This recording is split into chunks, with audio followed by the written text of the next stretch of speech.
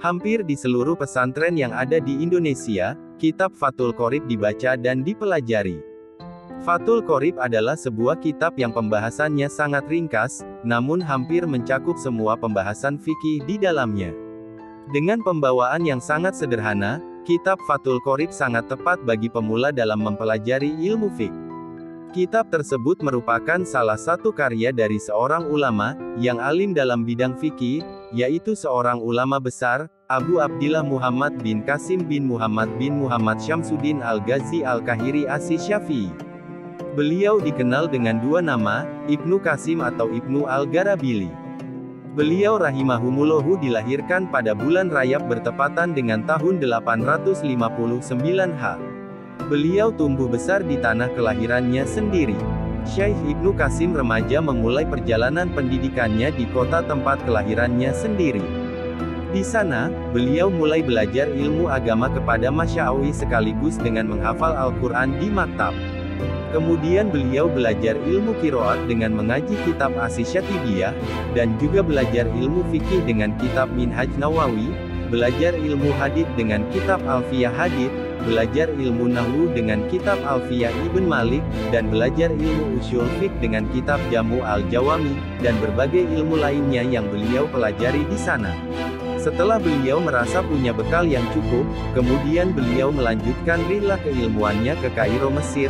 Beliau belajar di Masjid Al-Azhar, yang dimana pada waktu itu Al-Azhar merupakan kiblat ilmu pengetahuan dalam dunia Islam.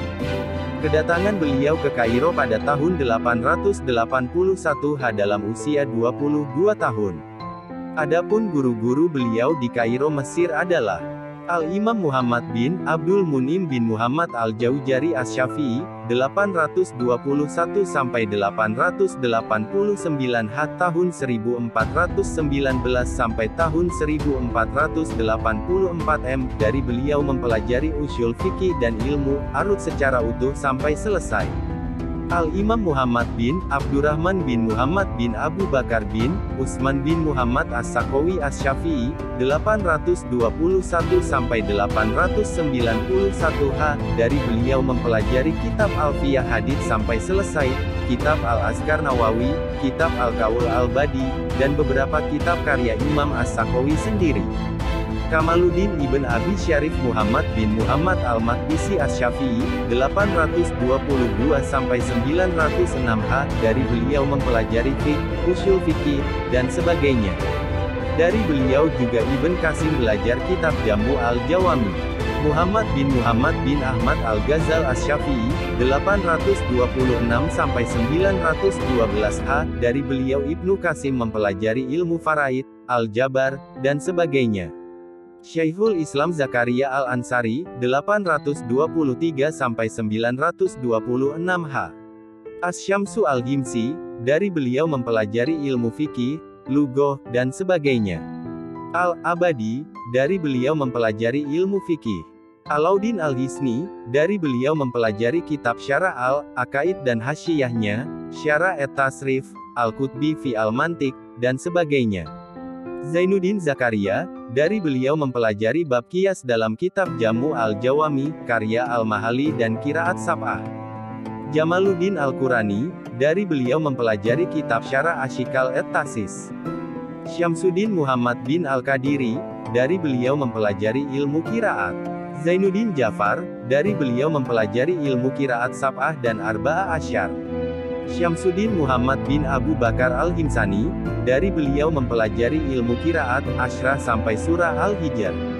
As-Sanhuri, dari beliau mempelajari ilmu qiraat sampai surat Al-Ankabut. Badruddin Al-Mardini, dari beliau mempelajari ilmu faraid, hisab, al-jabar, dan ilmu-ilmu aksakta. Syamsuddin Abul Wafa Muhammad bin Ahmad bin Muhammad bin Hidr Al-Ghazi Asy-Syafi'i, 812 sampai 881 H. Dari beliau mempelajari ilmu fiqh dan lughah. Setelah mempelajari berbagai ilmu dari para ulama dan Masya'awi, sebagaimana kebiasaan para alim ulama pada masa itu, beliau menulis banyak karya kitab di berbagai fan ilmu pengetahuan.